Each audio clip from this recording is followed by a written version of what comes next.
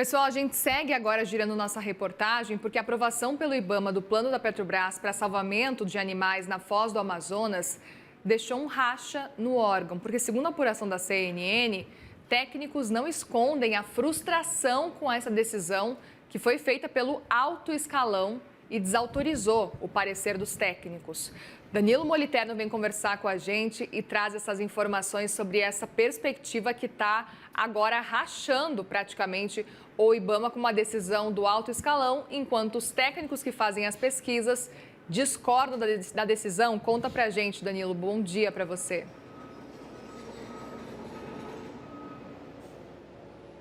Bom dia, Muriel, e a todos que acompanham o CNN Money. É um racha no IBAMA pelos corredores do órgão. Os técnicos não escondem frustração, como você mencionou, e até certa irritação com essa decisão do alto escalão de aprovar esse plano de salvamento de animais da Petrobras e dar, portanto, prosseguimento ao processo de licenciamento ambiental para a Petrobras explorar a Foz do Amazonas, que fica na região do litoral do Amapá, na margem equatorial. Vou falar um pouquinho sobre o argumento de lado a lado, sobre o argumento do lado dos técnicos e o argumento do alto escalão, mas vale primeiro a gente destacar sobre a cronologia desse racha.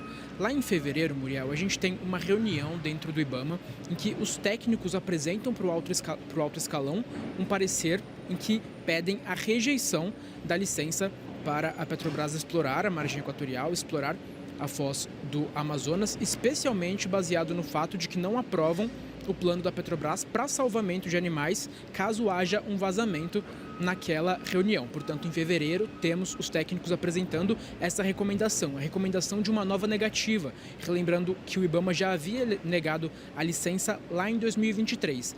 A partir daí, esse parecer começa a subir a hierarquia. Passa pelo coordenador da área, o coordenador geral, o diretor, até chegar no presidente, que dá a palavra final. Quando esse parecer sobe para a coordenação diária, ele acaba, de certa forma, ficando sem uma resposta. Isso porque quem era, à época, o coordenador, Ivan Werneck, se afasta do seu cargo e se isenta dessa decisão.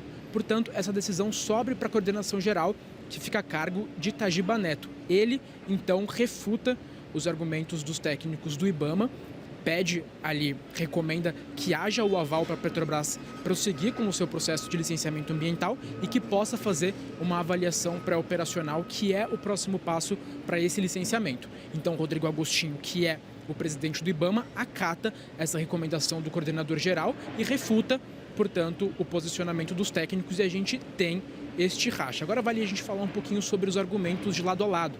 Antes, dando um contexto.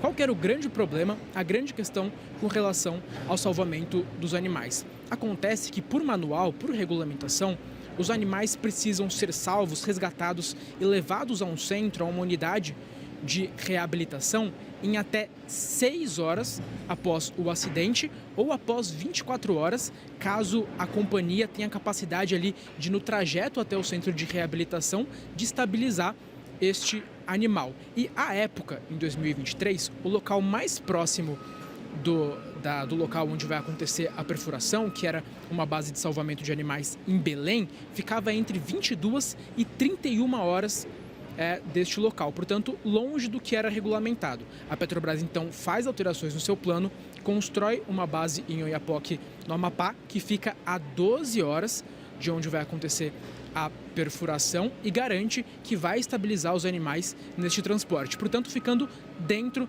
desse limite estabelecido pela regulamentação. Mas acontece que, no argumento dos técnicos, o plano da Petrobras é limítrofe. Isso quer dizer que está dentro da regulamentação, está dentro das regras necessárias, mas que não comporta alguma margem de tolerância, alguma margem para algum imprevisto que aconteça no caminho. E aí eu dou um exemplo. As embarcações offshore que vão atuar nessa área da perfuração, elas têm um calado, que é aquela parte do casco que fica abaixo da superfície do mar, que é muito grande.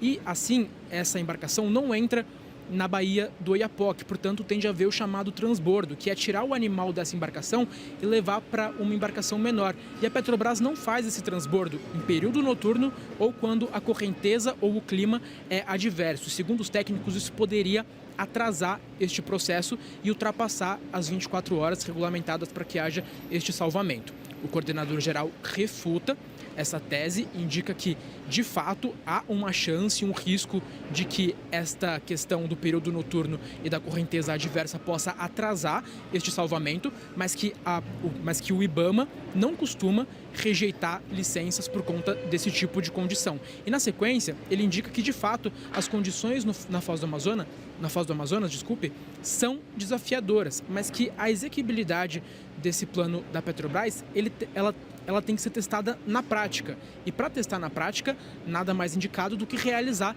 essa avaliação pré-operacional, que é o próximo passo deste processo licitatório, de licenciamento, e pede, portanto, para que o processo vá à frente. Portanto, esses são os dois argumentos de lado a lado, o argumento do alto escalão, o argumento dos técnicos, que fazem com que a gente tenha, neste momento, esse racha no IBAMA com relação à possibilidade de aprovar ou não a continuidade desse processo de licenciamento pela Petrobras na Foz do Amazonas.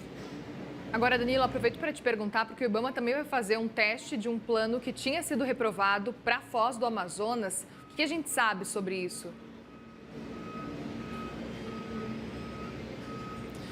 Exatamente, Muriel. Acontece que, como mencionei, os técnicos rejeitaram no papel esse plano de salvamento de animais que foi colocado pela Petrobras. Rejeitaram o plano, mas o alto escalão aprovou. E acontece que nessa avaliação pré-operacional, que é o próximo passo para esse processo de licenciamento, os técnicos do IBAMA, que de certa forma coordenam este simulado. Conversei com alguns técnicos nas últimas horas que indicam que essa é uma situação de certa forma inédita nos últimos tempos dentro do órgão, de os técnicos terem de coordenar uma avaliação pré-operacional na prática de um plano que eles negaram no papel. Portanto, eles já se preparam para este momento, para essa APO, essa avaliação pré-operacional, mas indicam que este é um caso basicamente inédito nos últimos tempos. Falando rapidamente de como acontece essa avaliação pré-operacional, que é o próximo passo para esse processo de licenciamento na Foz do Amazonas, basicamente é um grande simulado. A Petrobras e o IBAMA vão acordar uma data para que aconteça esse simulado. A Petrobras leva o seu ferramental para a área onde aconteceria a perfuração, para que de fato haja um simulado, como se a Petrobras estivesse de fato já exercendo a atividade naquela área. Então, nessa data agendada, o IBAMA aciona a Petrobras por meio dos seus canais de emergência e indica alguns detalhes da situação de emergência, que é claro, é um simulado. Indica onde houve o vazamento, qual é o tamanho do vazamento, quais áreas, regiões foram afetadas, detalhes deste acidente que estaria acontecendo. Qual é a correnteza do momento, qual que é o clima do momento, e a Petrobras, a partir disso, precisa agir para lidar com essa situação, para o IBAMA avaliar se a Petrobras de fato consegue executar aquilo que acontece no papel. Aí no meio deste simulado, ao longo do dia, o IBAMA pode adicionar alguns detalhes, por exemplo, um animal olhado que precisa ser resgatado ou uma plataforma que fique inviabilizada, para que possa, de fato, testar as capacidades da Petrobras em realizar este salvamento. Portanto, isso tudo vai acontecer, mas o grande detalhe é, essa avaliação prática vai acontecer, sendo que os técnicos do IBAMA que vão avaliá-la negaram esse plano no papel. E aí uma última informação para a gente finalizar, conversei também com alguns técnicos do IBAMA sobre previsão de quando a gente pode ter essa avaliação pré-operacional, que é o próximo passo para a licença, já acontecendo. E eles indicaram que dificilmente acontece antes de agosto. Isso por uma questão de fato operacional. A Petrobras precisa marcar a data e levar o seu ferramental para a área da Foz do Amazonas, sendo que, por exemplo, a sonda que vai ser utilizada para perfuração está lá na Baía de Guanabara. Então são mais de 2.000 quilômetros a serem percorridos, uma viagem longa, e por isso eles acreditam que deve ficar para o segundo semestre, a partir de agosto, essa avaliação pré-operacional.